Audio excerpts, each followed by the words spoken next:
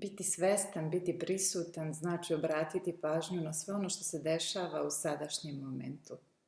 Biti svestan onoga što mislimo, što osjećamo, što radimo u tom momentu kada se to dešava.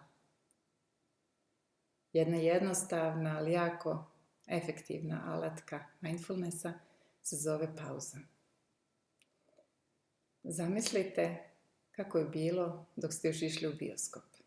Sedeli ste u bioskopu, gledali film i onda naiđe neka scena koja je jako uzbudljiva i vi se potpuno izgubite u tom filmu. Vi još uopšte niste svesni sebe. I sad zamislite da neko pritisne pauzu.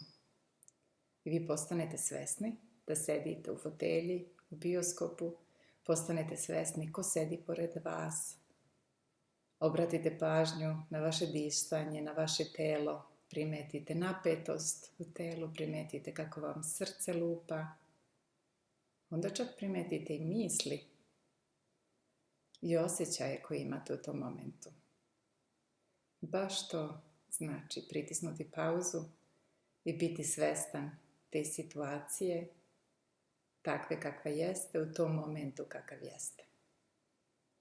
I sad možete zamisliti jednu drugu situaciju u vašem svakodnevnom životu, na primjer, dete je uradilo nešto što nije trebalo, možda je nešto palo, razbilo se, neko vas kritikuje, čujete neku negativnu vest.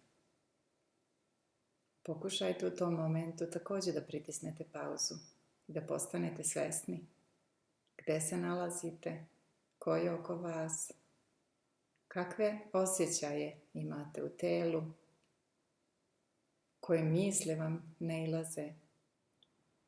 I dozvolite svemu onome što se u vama nalazi i što osjećate da bude tu. I dozvolite sebi da budete baš takvi kakvi jeste u tom momentu.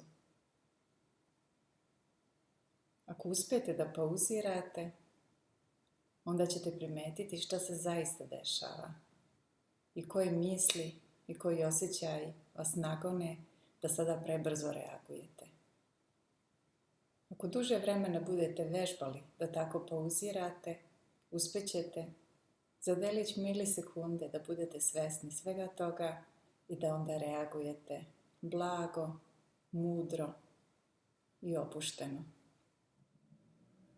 Ta mala pauza, ta jednostavna alatka nam pomaže da se osjećamo puno življe, pošto osjetimo sve naše osjećaje, misli, treptaje našeg tela i pomaže nam da ostanemo pri sebi, da se ne izgubimo u filmu naših misli, naših osjećaja, naših strahova i da samim time reagujemo puno blaže, mudrije, opuštenije, a ne onako kako smo navikli i kako nam ponekad posle bude žao.